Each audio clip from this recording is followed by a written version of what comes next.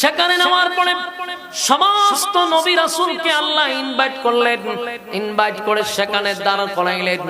নবীজি যখন মসজিদের ভিতরে প্রবেশ করলেন, নবী আশ্চর্য হইয়া জিবরাইলকে জিজ্ঞাসা করে, জিবরাইল রে, এই গভীর রজনীতে এত মুসল্লি, পুরা মসজিদটা ভরপুর, ঘটনা কি? জিবরাইল বলে, হুজুর, এই মসজিদে যত মুসল্লি আছে একজনও স্বাভাবিক না, সব ভিআইপি, সাধারণ কোনো মুসল্লি না। আদম থেকে নিয়া ঈসা পর্যন্ত সমস্ত নবী রাসূলকে আল্লাহ দাওয়াত দিছে। সব নবীরা সেখানে নামাজের জন্য যখন দাঁড়াইছে, কত নবীর কত আশা ছিল আজকের বিশাল এই জামাতের ইমামতিটা কে করবে রে। কিন্তু জিবরাইল কয়, হুজুর, আপনি সোজা সুজি একেবারে ইমামের মুসল্লায় চলে যান। সুবহানাল্লাহ। আমার নবী বিশাল এক জামাতের ইমামতি করলেন। সেদিন থেকে আমার নবীর একটা উপাধি লেগে গেল, ইমামুল মুরসালিন। সুবহানাল্লাহ। সেখান থেকে রফ নামক একটা স্পেশাল প্রাইভেট কার দিয়া বন্ধুরে নিয়ে গেল প্রথম আসমানে। আসমানের সমস্ত ফেরেশতা যাদের মধ্যে ভিআইপি আছে এদের সঙ্গে দেখা করলো, নবীদের সঙ্গে সাক্ষাৎ করলো, বৈঠক করলো। 2 নাম্বার আসমান, 3 নাম্বার আসমান, এইভাবে 7 নাম্বার পর্যন্ত চলে গেল। বন্ধুরে ভ্রমণ করাইলো।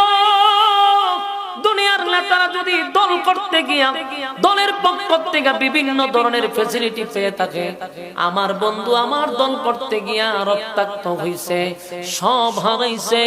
তাই আমার বন্ধুরে আমি 7 আসমানে উঠাইলাম, 7টা আসমান ভ্রমণ করাইয়া সিদরাতুল মুনতাহায় বন্ধুরে নিলাম। সেখান থেকে বন্ধুরে স্পেশাল প্রাইভেট কার দিয়া আল্লাহ বলেন, আমার বন্ধুরে আমি আরশে আজিমের ভিতরে নিয়ে আসলাম। আরশে আজিমে আনার পরে বন্ধুর সঙ্গে আল্লাহর সাক্ষাৎ হয়।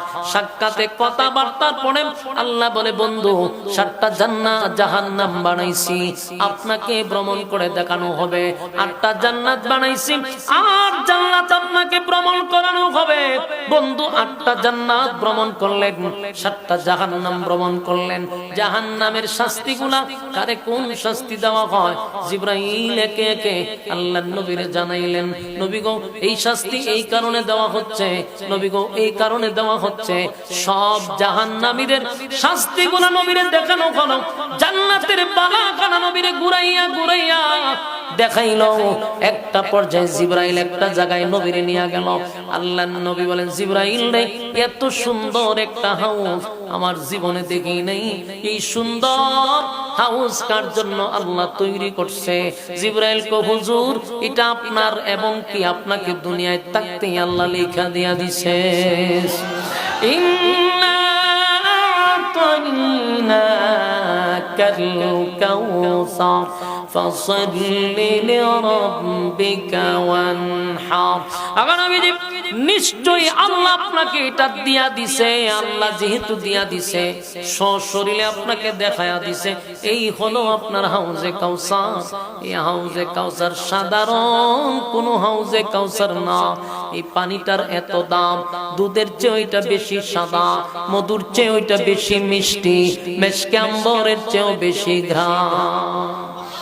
এক পেয়ালা পানি যদি কেউ পান করে গো, এক পেয়ালা পানি যদি কোনো বান্দা বান্দি পান করে, 50,000 বছরের ভিতরে বান্দা বান্দির আর পানির পিপাসা লাগবে না। আমার যুবক ভাইরা, তাহলে এবার আসুন, এই হাউজে কাউসার শুধু বন্ধুরে দেয় নাই, আল্লাহ দেখায়ও দিছে। সর্বপ্রথম এই সূরা নাজিল করে আল্লাহ কয়, ইন্না আতাইনাকাল কাউসার, নিশ্চয়ই বন্ধু আপনাকে কাউসার দান করলাম। ফাসাল্লি লিরাব্বিকা ওয়ানহার, আপনি আপনার রবের জন্য সালাত আদায় করেন এবং কুরবানি করেন। ইন্না শানিআকা হুয়াল আবতার। আমার যুবক ভাইরা, 3টা পয়েন্টে কথা ছিল। 1 নাম্বার সান্ত্বনা। সান্ত্বনাটা হলো 4টা সন্তান নিয়ে আপনাকে 1000 কোটি রূহানি সন্তান দিলাম, নবীর আল্লাহ সান্ত্বনা দিয়া দিল। 2 নাম্বার হলো খুশি, আপনাকে কাউসার দিলাম। 3 নাম্বার প্রতিবাদ হলো ইন্না শানিআকা হুয়াল আবতার। কারণ মক্কার মানুষ আমার নবীকে আবতার বলে গালি দিছে, আমার নবীরে আটকোরা বলে গালি দিছে। নবীরা বলছে উম্মে জামিল, নবীরে আটকুরা বলে গালি দিছে রে। মক্কার কেউ নবীর পক্ষে প্রতিবাদ করলো না, কেউ নবীর পক্ষে প্রতিবাদ করলো না। আল্লাহ কয় কারো প্রতিবাদ করার কোনো প্রয়োজন নেই। আল্লাহ নিজেই বন্ধুর পক্ষে প্রতিবাদ করতে গিয়া বলে ইন্না শানিআকা হুয়াল আবতার, নিশ্চয়ই যারা আপনাকে আবেতার বলে গালি দিছে বন্ধু তারাই হলো আবেতার, তারাই হলো লেসকাটা, তারাই হলো নির্বংশা, তারাই হলো আটকোড়া। কারণ তাদের নির্বংশা, যারা আপনাকে নির্বংশা বলে গালি দিছে গো, তারাই হলো নির্বংশা, তারাই হলো আটকোড়া। কারণ আপনার নাম থাকবে কিয়ামত পর্যন্ত, কিন্তু কিয়ামত পর্যন্ত আবু লাহাব নামক কারো নাম আছে, উতবা নামক কারো নাম আছে। উতবা উতাইবা সাহেব আবু লাহাব আবু জাহেল তাদের নাম ধরে কেউ নাম রাখে না, ছেলেদের নাম রাখে না। আল্লাহ কয় বন্ধু আবু লাহাবের বংশ থাকবে না, আবু লাহাবের নাম কেউ নিবে না, তাদের নাম নিশানা জমিনে থাকবে না, কিন্তু আপনার নাম এই জমিন থাকবে যতদিন, আপনার নাম থাকবে ততদিন। এজন্য আল্লাহ বলে ইন্না শানিআকা হুয়াল আবতার, নিশ্চয়ই তারা আবতার, নিশ্চয়ই তারা লেসকাটা, তারা নির্বংশা। কারণ নবীরে তারা নির্বংশা বলছে, আল্লাহ নিজেই প্রতিবাদ করে কয় নিশ্চয়ই তারা আবেতার, নিশ্চয়ই তারা লেসকাটা, নিশ্চয়ই তারা আটকোড়া। আপনি নবী আটকোড়া নয়, আপনি নবী লেসকাটা নয়, কারণ আপনার নাম এই জমিনে কিয়ামত পর্যন্ত আমি রেখে দিব।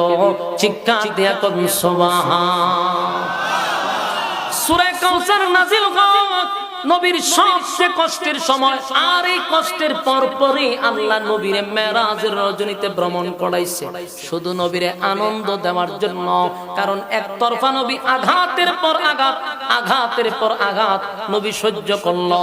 নবীর স্ত্রী চলে যাওয়ার কারণে, নবীর চাচা চলে যাওয়ার কারণে, নবী তায়েফের ময়দানে রক্তাক্ত হওয়ার কারণে, নবীর কর্মীরা মাইর খায়, নবীর সন্তান চলে গেল, নবীর আপন লোক নবীর বিরোধিতা করলো, সবগুলো একত্রিত করে আল্লাহ যেমন কাউসার নাজিল করলো, আল্লাহ তেমনি নবীরে সাত আসমান ভ্রমণ করাইল। আমার যুবক ভাইরা, তাহলে সূরা কাউসার কেন নাজিল হলো? নবীরে খুশি করার জন্য, নবীরে আনন্দ দেওয়ার জন্য, সান্ত্বনা দেওয়ার জন্য, নবীর পক্ষে আল্লাহ প্রতিবাদ করার জন্য। ঠিক না বে ঠিক?